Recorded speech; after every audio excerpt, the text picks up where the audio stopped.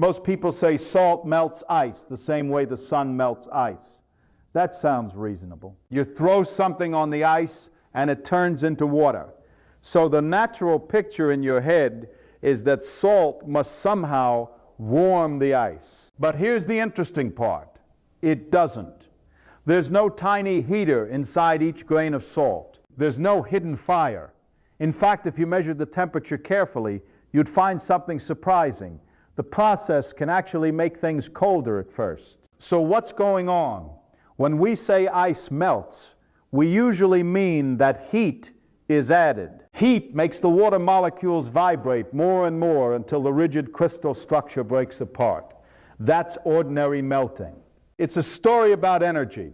You add energy, the molecules shake loose, and solid becomes liquid. But salt doesn't play that game.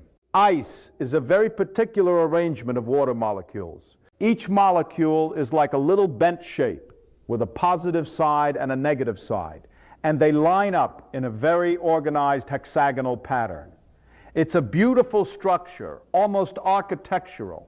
That structure is stable at 0 degrees Celsius because the molecules are locked into a pattern that minimizes energy. Now imagine tossing salt onto that surface.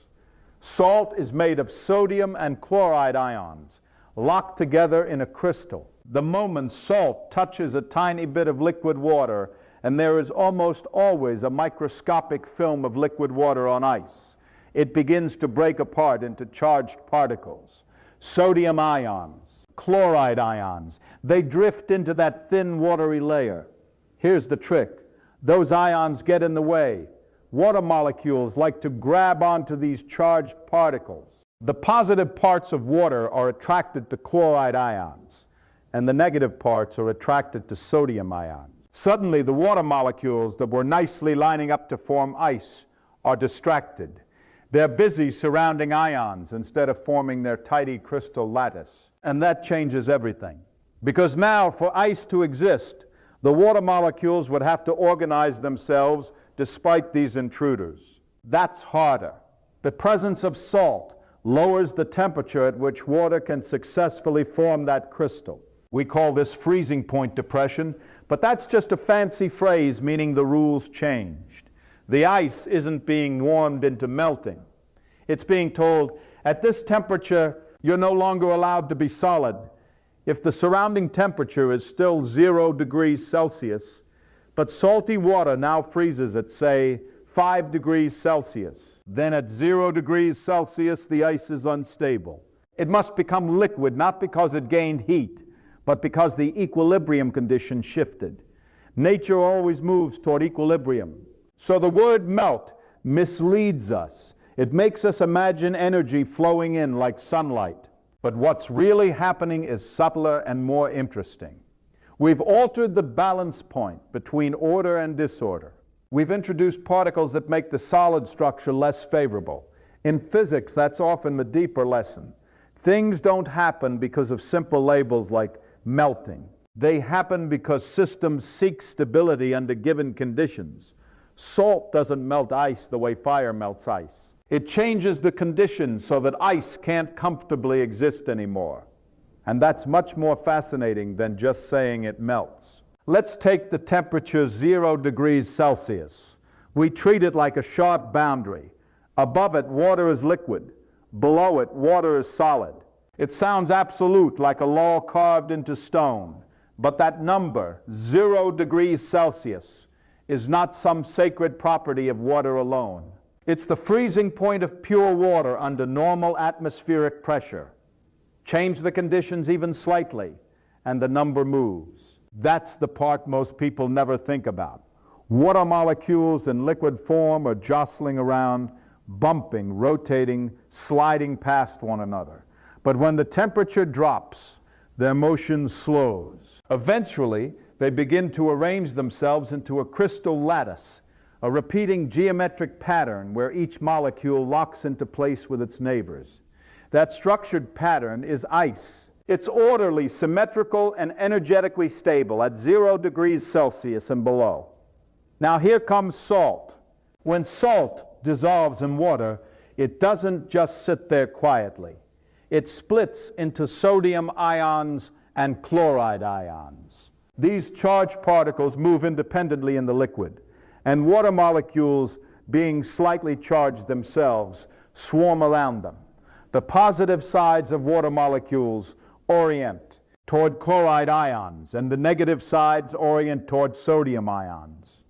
It becomes a busy dance of electrical attraction. Now think about what has to happen for ice to form. Water molecules must line up in a very specific pattern. But if they're busy clustering around ions, that pattern becomes harder to build.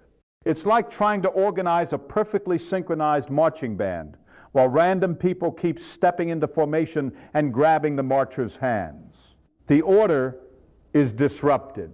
So here's the essential idea. When salt is dissolved in water, it makes the liquid state more favorable compared to the solid state. Not by heating it, not by pushing energy in, but by making disorder statistically more likely. Nature always balances energy and entropy, order and disorder. Ice is ordered. Liquid water is more disordered. Adding salt increases the number of possible microscopic arrangements in the liquid. In physics terms, it increases entropy, and systems naturally move toward states that balance energy and entropy in the most probable way. So what happens? The freezing point shifts downward. Instead of freezing at 0 degrees Celsius, salty water might freeze at 5 degrees Celsius, 10 degrees Celsius, or even lower depending on concentration. That's freezing point depression. The temperature at which solid and liquid can coexist in equilibrium has changed. And here's the subtle beauty of it. At 0 degrees Celsius, pure water is pure, perfectly happy being ice. But salty water at 0 degrees Celsius is not. At that temperature, the liquid state is more stable. So the ice must transition into liquid brine. It's not melting because it got warmer. It's melting because the definition of cold enough to be ice has changed. That's a powerful lesson in physics. Phase changes aren't rigid commandments. They're balance points. Shift the balance and you shift reality. So when you sprinkle salt on ice, you're not adding heat. You're rewriting the conditions under which order can survive. And once you understand that, you stop thinking of temperature as a fixed rule book and start seeing it as part of a larger negotiation between molecules. Now here's a detail that seems small at first, but it changes the whole picture. Salt cannot do anything to ice unless there is water present. That sounds odd because ice is water. But solid water and liquid water behave very differently.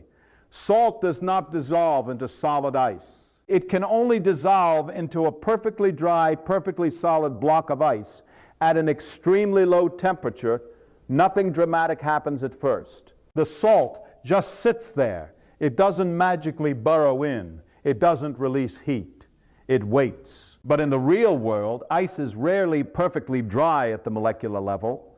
Even at temperatures below freezing, the surface of ice has an incredibly thin layer, almost unimaginably thin, of liquid water. The molecules at the surface are less tightly bound than those deeper inside. They wiggle more freely. So even when the air temperature is below 0 degrees Celsius, there's usually a microscopic film of liquid water sitting on top. That tiny layer is the key. When you sprinkle salt on ice, the salt grains land on that thin film. A few sodium and chloride ions immediately dissolve into it. Now you have a slightly salty layer of water. And once it's salty, its freezing point drops. So at that temperature, the salty layer can remain liquid while the pure ice beneath it would normally prefer to be solid. This creates an imbalance. The salty liquid layer wants to grow because at that temperature, it is the stable phase. So more ice beneath it transitions into liquid to restore equilibrium. As more ice melts into the brine, more salt dissolves. The process feeds on itself, but only because it began with that initial film of liquid water. If the temperature is extremely low, say far below 10 degrees Celsius, That surface liquid layer becomes vanishingly thin. Molecular motion slows dramatically. Dissolving becomes sluggish. In those conditions, salt becomes much less effective. It's not that salt stops working in a magical way. It's that the process depends on having enough liquid water available for the chemistry to proceed. This is why timing and conditions matter. If you put salt down before ice forms, it can mix with liquid water more easily and prevent freezing in the first place. But if thick, dry ice forms in very cold conditions, salt struggles to penetrate because it can't dissolve efficiently. The deeper lesson here is subtle and beautiful. Chemical processes require mobility.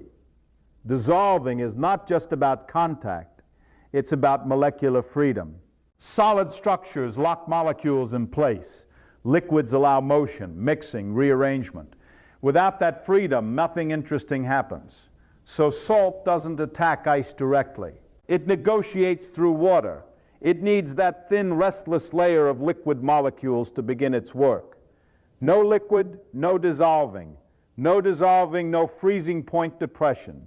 And that tiny invisible film, something you'd never notice without careful measurement, is what allows winter roads to clear and sidewalks to become safer. It's a reminder that sometimes the most powerful effects in physics begin in places too small to see.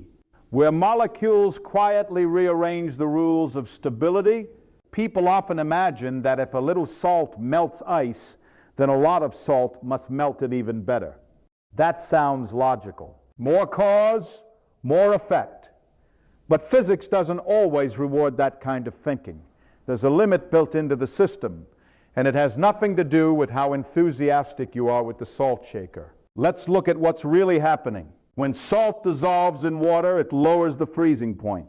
The more salt you dissolve, the lower the freezing point drops, but only up to a certain concentration. There is a maximum effect. For ordinary rock salt, which is sodium chloride, the lowest freezing point it can create in water is around 21 degrees Celsius under ideal conditions.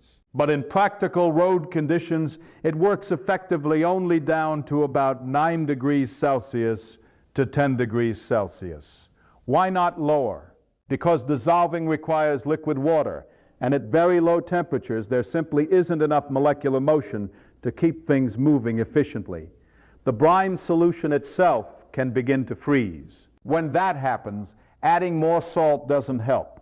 You've reached the boundary set by thermodynamics. Here's the important idea. Salt doesn't generate heat. It doesn't pump energy into the ice. All it does is change the equilibrium temperature between solid and liquid. If the surrounding air temperature is above the new freezing point of the brine, melting can continue. If the air temperature is below that new freezing point, the brine will freeze too. So imagine it's 15 degrees Celsius outside. You throw salt on ice. The salt begins to dissolve in the microscopic water layer, lowering the freezing point. But if the lowest freezing point that brine can reach under those conditions is, say, 10 degrees Celsius, then the environment is still C, older than the brine stability limit. The brine will start to freeze. The process stalls. No amount of extra salt changes the fact that the air is simply too cold. It's like trying to boil water on a mountaintop with no fuel. You can stir it, shout at it, add spices, but if you're not supplying energy or changing pressure conditions properly, it won't boil. There are boundaries imposed by physical laws. This is why colder regions often use different chemicals, like calcium chloride. Calcium chloride dissolves differently and releases a bit of heat during dissolution. It can lower the freezing point further than sodium chloride. That makes it more effective in extreme cold. The choice of de-icing material is really a choice about which thermodynamic limits you're working within. What fascinates me is how this challenges our instinct about quantity. We think in straight lines, more input, more output. But nature doesn't always scale that way. Systems operate within phase diagrams. maps that tell you what state matter prefers under certain temperatures and concentrations. Once you step outside a workable region of that map, the process stops cooperating. So the next time you see someone dumping excessive salt onto a deeply frozen road, you'll know something subtle. They're not fighting laziness. They're fighting thermodynamics. And thermodynamics doesn't bargain. It sets T. He rules. And everything else, even salt on ice, must obey them. Here's something that feels completely backward. The first time you really think about it. When ice melts, it absorbs heat. Not releases it, not creates it. It absorbs it. That sounds strange because we associate melting with warmth. The sun melts snow. A warm hand melts an ice cube. So melting must be about heat flowing in. And that's true. But the important detail is what the melting substance does with that heat. When ice sits at 0 degrees Celsius, it's already at the boundary between solid and liquid. If you add heat, you might expect the temperature to rise immediately, but it doesn't. Instead, the temperature stays at 0 degrees Celsius while the ice gradually turns into water. Where does the energy go? It goes into breaking the structure. Ice is a crystal. Each water molecule is locked into position by hydrogen bonds, arranged in a precise geometric pattern. To turn solid ice into liquid water, you don't need to make the molecules move faster right away. You need to break enough of those bonds so the rigid structure collapses into a freer arrangement. That process requires energy. We call that energy the latent heat of fusion. Latent just means hidden. The energy doesn't show up as a temperature change. It's stored in the change of structure. Now bring salt into the picture. When salt dissolves in that thin liquid layer on I, see, it lowers the freezing point. Ice begins transitioning into liquid brine. But here's the catch.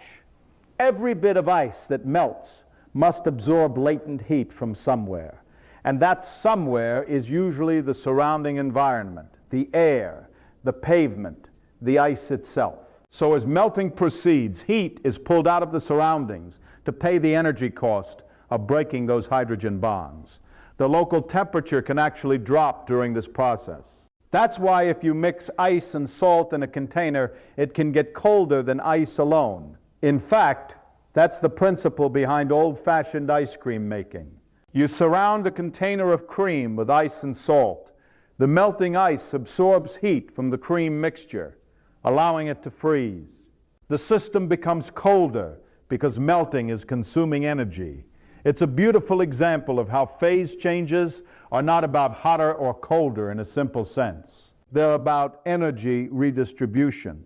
Salt doesn't inject heat into ice. It creates conditions where melting becomes favorable, and the melting process itself requires energy input. That energy is borrowed from the environment. So paradoxically, the act of melting can make the immediate area colder before the system settles into equilibrium. This challenges our everyday intuition. We imagine melting as a warm, cozy process, but physically melting is an energy sink. It's a demand for energy to dismantle order. And that's the deeper point. Temperature alone doesn't tell the whole story. You have to consider how energy is being used, whether it's increasing motion or breaking bonds. In the case of salted ice, the drama isn't about heat being added. It's about structural bonds being broken, energy being absorbed, and equilibrium quietly shifting beneath our assumptions. Now let's stand back and look at the whole scene the way a physicist would. You walk outside on a winter morning. The driveway is covered in ice. You grab a handful of salt and scatter it across the surface. A few minutes later, wet patches appear. It looks like the salt attacked the ice and melted it. Simple story. But what's really happening underneath your feet is a negotiation between phases of matter. Ice at 0 degrees Celsius is not desperate to stay ice. It is simply balanced. Solid and liquid water are in equilibrium at that temperature. If conditions remain exactly right, it could stay frozen indefinitely. But that balance is delicate. It depends on purity, pressure, and temperature. The moment salt hits the surface, you introduce a new ingredient into the system. The thin liquid layer on the ice dissolves some of the salt, forming a brine. And that brine has a different freezing point than pure water, lower. So now you no longer have a simple ice versus water situation. You have ice in contact with salty water. And the rules governing equilibrium have shifted. At the same outdoor temperature, pure ice might be stable, but salty water is even more stable in liquid form. Nature doesn't tolerate imbalance. If one phase is more stable under the current conditions, the system moves toward it. So ice molecules at the boundary begin detaching from the crystal lattice and entering the liquid brine, not because they were heated, not because they were pushed, but because under the new chemical conditions, being liquid is statistically favored. This is the key idea. You didn't add energy to force melting. You changed the stability landscape. Imagine a valley and a hill. A ball resting in the valley is stable. If you reshape the terrain so that the valley shifts position, the ball rolls, not because you pushed it, but because the geometry of stability changed. Salt reshapes the thermodynamic landscape. The stable valley for water shifts from solid toward liquid. As the brine forms, it spreads. More ice transitions into liquid, feeding the salty solution. The process continues as long as the surrounding temperature is above the brine's freezing point. If it's too cold, the brine itself will freeze and the system finds a new equilibrium. What fascinates me is how invisible this negotiation is. You don't see molecules detaching. You don't see ions interfering with hydrogen bonds. You just see wet pavement emerging from white ice. But underneath that simplicity is a dance of probability, entropy, and energy balance. The driveway didn't warm up. The salt didn't act like fire. Instead, you altered the conditions under which ice could comfortably exist. You rewrote the criteria for stability. And that's a wonderful lesson in physics. Many processes that look like force or attack are really about equilibrium and balance. Matter is constantly adjusting itself to the most stable configuration, allowed by the conditions. When you throw salt on ice, you're not overpowering winter. You're quietly persuading water to prep, or a different state. And once you see it that way, the whole frozen driveway becomes a living demonstration of thermodynamics at work.